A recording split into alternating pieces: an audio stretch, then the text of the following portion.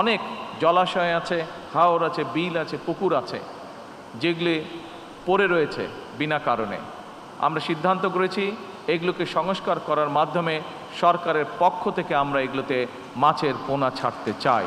2025-26 অর্থ বছরে বিশ্বের প্রায় 52টি দেশে মৎস্য এবং মৎস্যজাত পণ্য রপ্তানি করে বাংলাদেশ 6,000 কোটি টাকার বেশি সমমূল্যের বৈদেশিক মুদ্রা অর্জন করেছে। মৎস্য চাষ আমাদের পুষ্টিকর চাহিদা পূরণ করছে। মাছ চাষ, মাছ ধরা, পরিবহন, প্রক্রিয়াজাতকরণ এবং বিক্রয়, এই পুরো প্রক্রিয়ায় বহু মানুষের কর্মসংস্থানের সৃষ্টি হয়েছে। প্রান্তিক জনগোষ্ঠীর আয় বাড়াতে মৎস্য খাতের অতুলনীয় ভূমিকা রাখছে।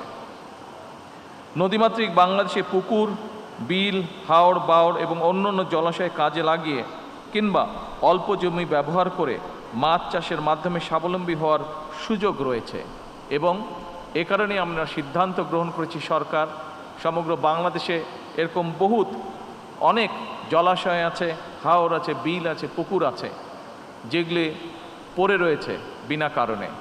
আমরা সিদ্ধান্ত করেছি এগুলোকে সংস্কার করার মাধ্যমে সরকারের পক্ষ থেকে আমরা এগুলোতে মাছের পোনা ছাড়তে চাই এবং যেই পুকুরগুলো বা যেই হাওর বিলগুলো যেই এলাকায়, যে জলাশয়গুলো যে এলাকায় হবে, সেই এলাকার তরুণ যারা আছেন তাদের মধ্যে সুন্দরভাবে আমরা একটা বন্টন করতে চাই, যাতে করে কর্মসংস্থানের ব্যবস্থা হয় তাদের।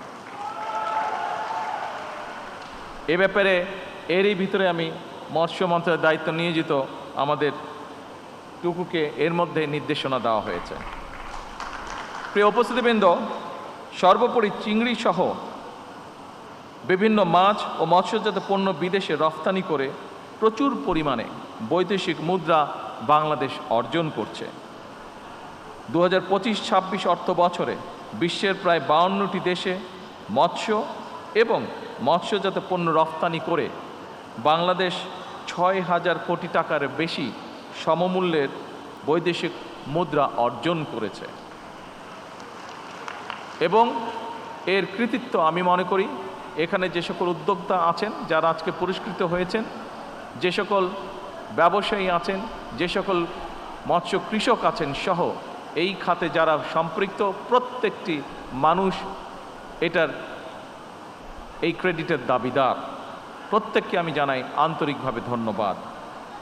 এবং এ কারণেই বর্তমানে সারা বিশ্বের কাছে এশিয়ার দেশগুলো ক্রমেই মিঠা পানির মাছ উৎপাদনের কেন্দ্রে পরিণত হতে চলেছে এবং এই ক্ষেত্রে বাংলাদেশের সম্ভাবনা অত্যন্ত উজ্জ্বল।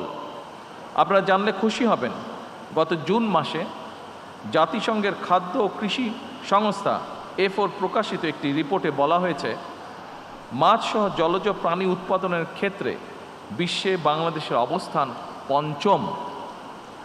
তবে বিশ্বে আভ্যন্তরীণ জলাশয় থেকে মাছ আহরণে বাংলাদেশের অবস্থান দ্বিতীয়।